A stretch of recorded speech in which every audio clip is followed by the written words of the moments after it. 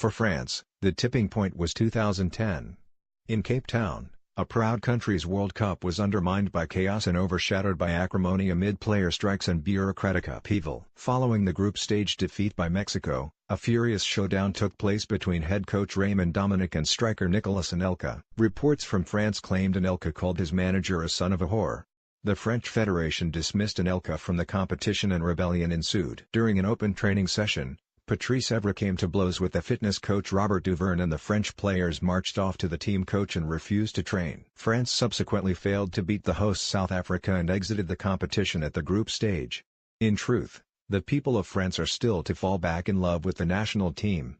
Under Didier Deschamps, however, bridges have been built and rehabilitation was almost complete at a home European Championship in 2016, only for the hosts to fall down against Portugal in the final in Paris. Ahead of Russia, however, France is optimistic once more. The bond between staff and players is strong and it has been particularly apparent this week in manager Deschamps' sensitive handling of Paul Pogba. Supporters mingled with players after a training session this week.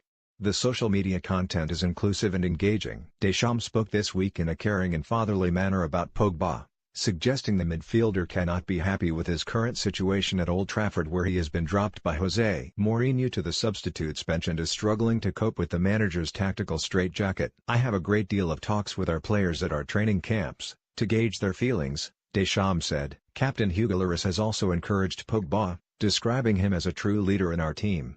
Yet on Friday against Colombia, Pogba is unlikely to start, with Blaise Matuidi and N'Golo Kanté set to be chosen as the midfield pairing. It casts fresh doubt over the direction of Pogba's career, who should be entering his peak ahead of this year's World Cup, but instead finds himself scrapping for a starting place for club and country. It should be said, however, that most observers in France still expect him to make the starting 11 for Deschamps in Russia. Deschamps' France approach the World Cup in Russia among the favorites, blessed with a special group of players spearheaded by Raphael Varane, Pogba, Kylian Mbappé, and Antoine Griezmann.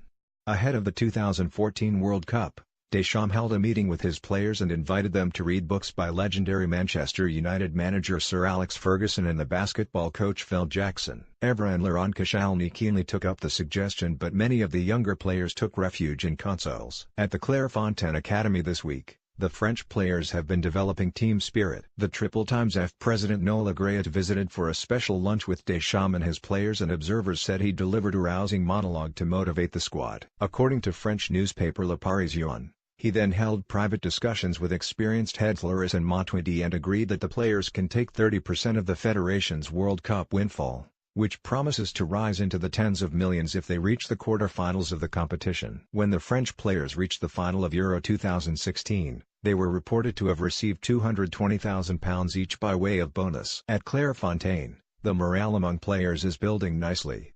The players' games room is a crucial point of social interaction. Pogba is the main man on the ping-pong table, while Lloris leads the way at the billiards. The table itself was financed by players' fines from the late 1980s.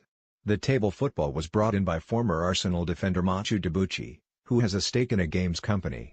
Matches against Colombia and Russia in the coming days will shape expectations, and the energy has been lifted by the introduction of Sevilla's informed forward Wissam Ben Yedder and also by France nipping ahead of Spain to secure the services of Lucas Hernandez. The splits that marred previous tournaments, not only 2010 but also the sextape scandals involving Karim Benzema and Mathieu Valbuena, appear unlikely to resurface. Benzema is out of the picture entirely, training this week at Real Madrid's Valdebebas complex. Now the French must showcase their newfound unity on the pitch.